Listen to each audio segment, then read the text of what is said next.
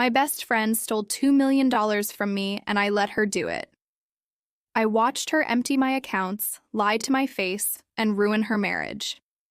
She has no idea I knew the entire time, and now she's about to find out. I'm Sarah Chen. I'm 30 years old, and I live in Seattle, Washington. 3 months ago, I had a normal life.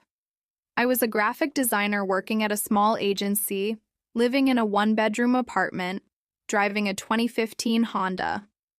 Nothing fancy, but I was happy. Then my grandmother died, and everything changed. My grandmother, Wei Chen, was 89 years old. She'd immigrated from Taiwan in the 1960s with nothing.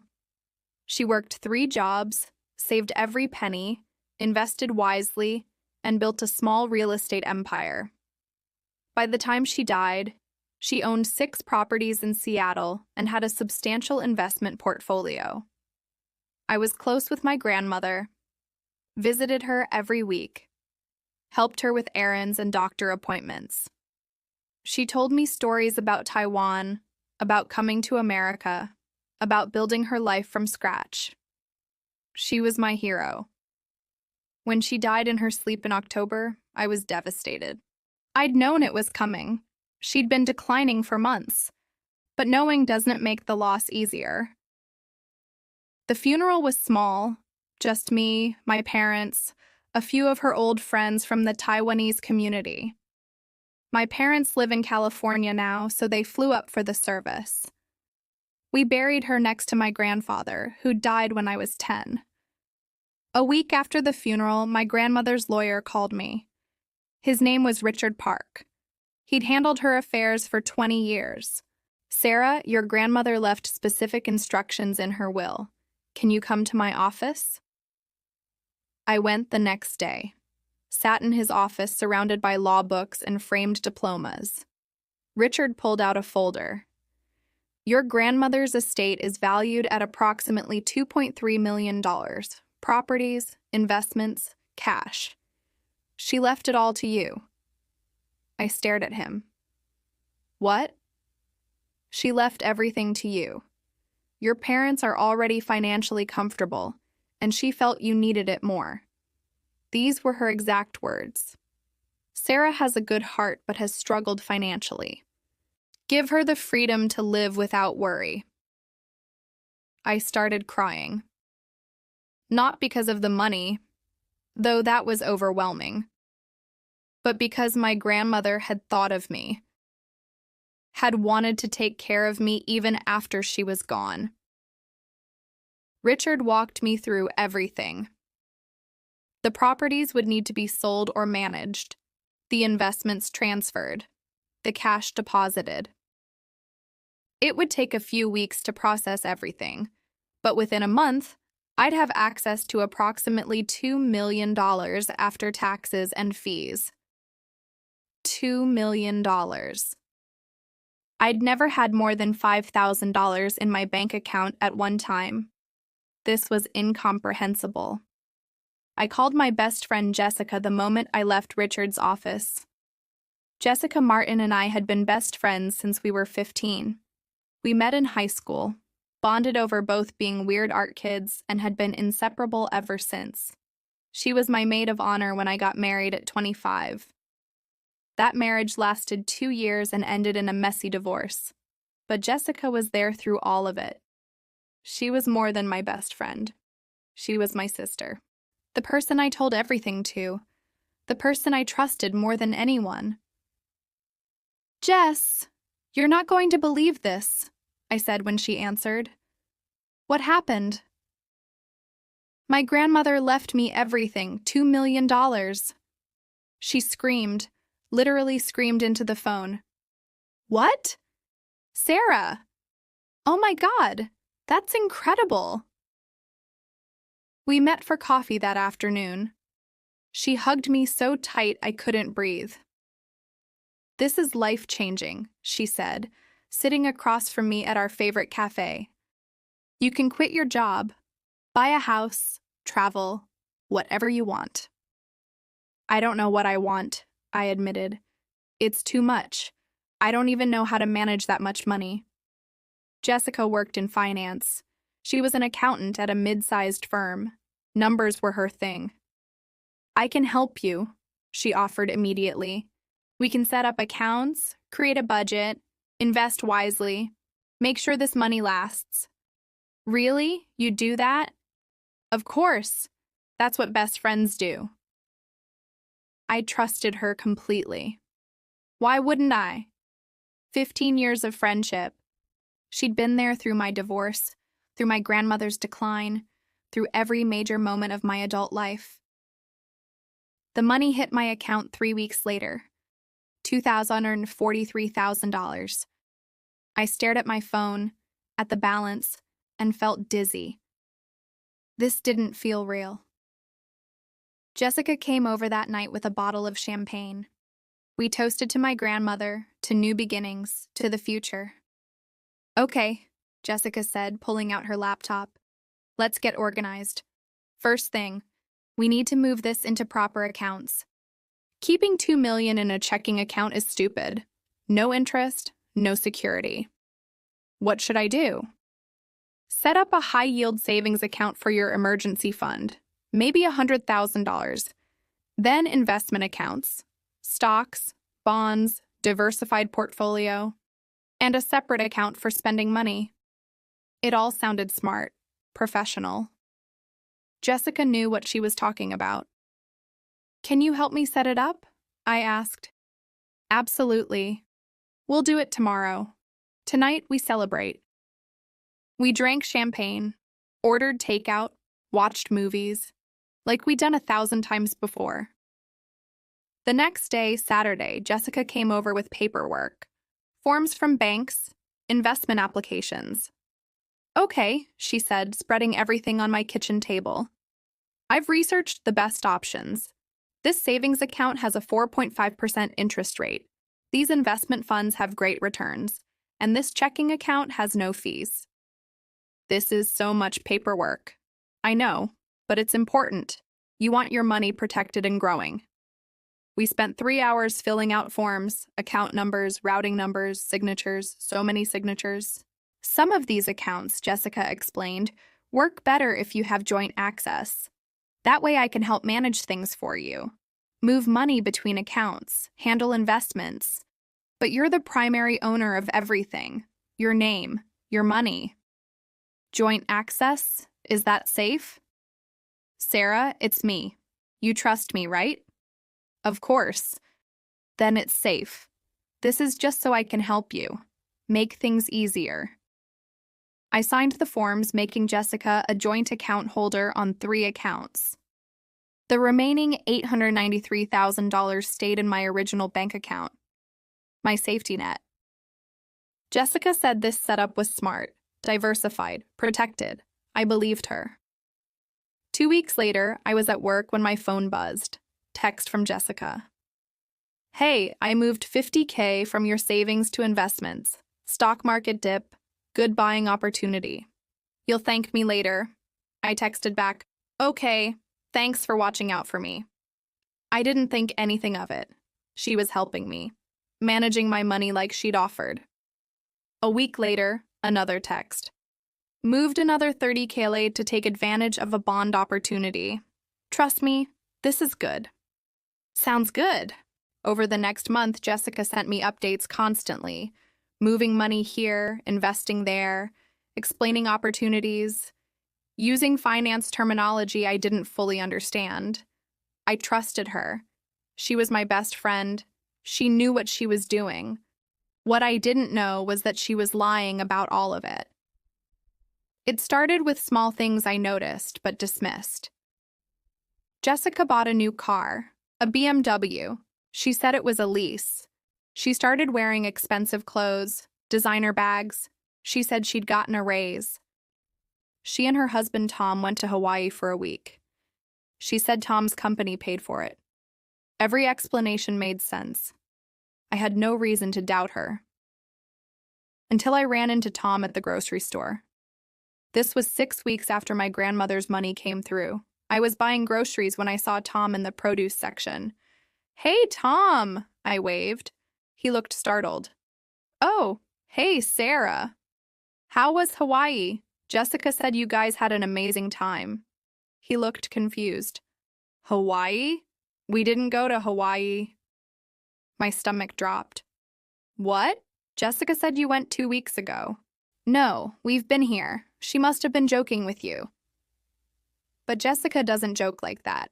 She wouldn't make up an entire vacation. Oh, I said, trying to sound casual. My mistake. Must have misheard.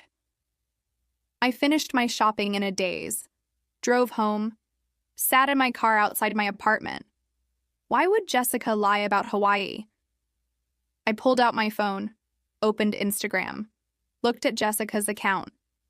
There were photos from 2 weeks ago. Beach, palm trees, sunset, hashtags, Hawaii, naughty, paradise, in our vacation mode. So she did go to Hawaii, but Tom didn't know about it? That didn't make sense, unless… No, I was being paranoid, but I couldn't shake the feeling, so I did something I'd never done before. I logged into my bank accounts. Savings account, $12,000. It should have been $100,000 minus the amounts Jessica moved for investments. Investment account, $340,000. It should have been over $1 million.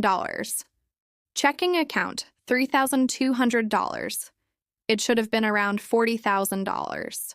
My original account, $890,000. Thank God I hadn't given her access to that. I stared at the numbers, refreshed, stared again. Over $1 million was missing. I checked transaction histories, transfers to accounts I didn't recognize, withdrawals, payments to credit cards that weren't mine. Jessica had been stealing from me. For 6 weeks, my best friend had been emptying my accounts. I sat there for an hour, looking at the evidence. Every transaction. Every lie. The Hawaii trip? Paid for with my money. The BMW? My money. The designer clothes? My money. She'd stolen over $1 million. I should have called the police immediately. Should have confronted her. Should have done something. But I didn't. Instead, I did something else. I decided to watch. And wait. I know that sounds crazy, but I needed to understand the scope of what she'd done. And honestly, I wanted to see how far she'd go. So I pretended nothing was wrong. The next time Jessica texted asking to move money, I said yes. Moving $20,000 to a new fund, she wrote. Sounds great, I replied. I watched her steal another $20,000. I started documenting everything. Screenshots of every transaction, every text message, every lie. I also hired a private investigator. His name was Marcus Chen, no relation. He was expensive, but I could afford it. I need you to follow Jessica Martin, I told him. Document everything she does. What am I looking for? Proof she's spending money that isn't hers. Marcus followed Jessica for 2 weeks. Came back with a detailed report. She'd been to high-end restaurants, expensive spas, designer stores, a jewelry store where she bought a $15,000 bracelet, all on my credit cards that she'd somehow gotten access to. Marcus also discovered something else. Jessica had a gambling problem. She'd been going to a casino 3 times a week, losing thousands of dollars each time. That's where most of my money was going, not investments, not opportunities. Slot machines, poker tables, roulette wheels. My best friend was a gambling addict, and she was funding her addiction with my inheritance. I felt sick, betrayed, furious. But I still didn't confront her. Instead, I started setting traps. I told Jessica I was thinking about buying a house, asked her opinion on how much I should spend. You should wait, she said immediately.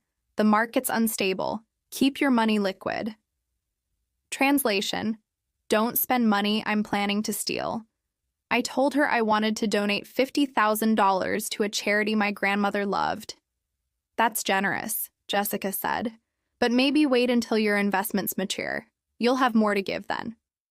Translation: Don't reduce the pot I'm stealing from. Every conversation revealed more of her manipulation. She was isolating me financially while pretending to help me. Meanwhile, Jessica's life was falling apart. I saw it happening in real time. She and Tom started fighting. I heard them through the walls of their apartment when I visited. "Where's all this money coming from, Jess?" Tom shouted. "I told you, work bonuses," she lied. "Bullshit. We're thousands in debt and you're buying Gucci bags?" She was apparently hiding her spending from Tom, using my money to fund a secret life. Her job performance suffered. She called in sick constantly, hungover from casino nights. She gained weight, looked exhausted. Her hands shook sometimes. I watched my best friend spiral, all while pretending I didn't notice. 3 months after the theft started, Jessica had stolen $1.4 million. I had $640,000 left in my protected account. That's when I called Richard Park, my grandmother's lawyer. "Richard, I need legal advice." I told him everything, showed him the evidence Marcus had collected, the screenshots, the transactions. Richard's face went dark. "Sarah, this is embezzlement, grand larceny. She could go to prison for decades." "I know." "Why haven't you reported her?" "Because I want to make sure she can't wriggle out of it. I want ironclad proof, and I want her to confess." Richard studied me. "What's your plan?" "I'm going to give her just enough rope to hang herself." With Richard's help, I set up the perfect trap. I told Jessica I was expecting a second inheritance. My grandmother's sister had died in Taiwan and left me another $500,000. It was a complete lie, but Jessica believed it. "That's amazing," she said too enthusiastically. "When will you get it?" "Next month." Richard said it'll take time to process international transfers.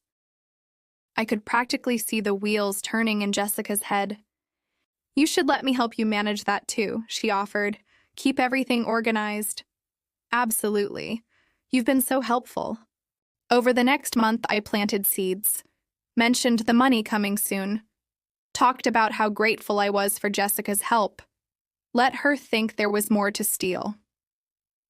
Meanwhile, Marcus discovered Jessica had maxed out 3 credit cards, was behind on her car payment, had borrowed money from Tom's parents under false pretenses. She was drowning financially, desperate for more. The day I told her the second inheritance had arrived, Jessica came over within an hour. "Let's get this set up right away," she said eagerly. "Actually, Jess, I need to talk to you about something first." She froze. "What?" "I know." "Know what?" "I know you've been stealing from me." Her face went white. "Sarah, I've known for 3 months. I've been watching you, documenting everything." She started crying, immediate tears. "Sarah, please, I can explain." "Explain what? How you stole $1.4 million from me? How you've been gambling away my grandmother's money? How you've been lying to my face for months?" "I have a problem," she sobbed. "I'm sick. I need help." "You're right. You do need help. But first, you need to face consequences." I pulled out my phone, called Richard on speaker. "Richard, can you send that email now?" "Sending it now, Sarah." I looked at Jessica. "I've just filed charges against you for grand larceny and embezzlement. The police will be contacting you within 24 hours. My lawyer has every transaction documented, every lie recorded, every dollar traced." Jessica collapsed onto my couch. "Please don't do this. I'll pay you back. I'll get help. Please. You stole from me, Jess. You took advantage of my trust. You used my grandmother's death as an opportunity to rob me. I'm sorry, I'm so sorry. Sorry isn't enough. She tried to hug me. I stepped back. Leave. Now. She left, crying hysterically. I locked the door behind her and finally let myself break down. The next day, detectives came to my apartment. I gave them everything. The documents, the evidence, Marcus's report. Jessica's confession was implied in the text messages. They arrested Jessica 2 days later. Her mugshot made the local news. Local accountant charged with stealing $1.4 million from best friend. The story went viral. Everyone had opinions. Some people said I should have stopped her sooner, that I was cruel to watch her destroy herself. Others said I was smart, that I'd protected myself legally by gathering evidence. I didn't care what people thought, I cared about justice. Jessica's trial was 4 months later. Tom had left her. Her family had disowned her. She'd lost her job, her apartment, everything. She showed up to court looking defeated. The prosecutor laid out the evidence: bank records, surveillance footage from casinos, text messages where she lied about investments. Jessica's lawyer tried to argue she had a gambling addiction, that she needed treatment, not prison. The judge wasn't sympathetic. Ms. Martin, you systematically stole from someone who trusted you completely. You exploited your friendship for personal gain. The court sentences you to 8 years in prison, with the possibility of parole after 5. Jessica cried. Her lawyer looked disappointed but not surprised. I sat in the back of the courtroom, feeling nothing. The judge also ordered her to repay every dollar, though her lawyer admitted she was bankrupt. Ms. Chen, the judge said, looking at me, I'm sorry for what you endured. The court recognizes the betrayal you experienced. I nodded. After the sentencing, Richard helped me recover what we could. Jessica had spent $900,000, gambled away most of it, bought things she'd already sold or lost. We recovered $200,000 from selling her car, jewelry, and other assets. I got $840,000 back total, plus my original $640,000. $1.48 million out of $2 million. I lost over $500,000 to my best friend's gambling addiction and betrayal. But I learned something valuable. Trust is more expensive than money. That was 6 months ago. Since then, I've rebuilt my life. I quit my job, used part of the money to start my own graphic design business.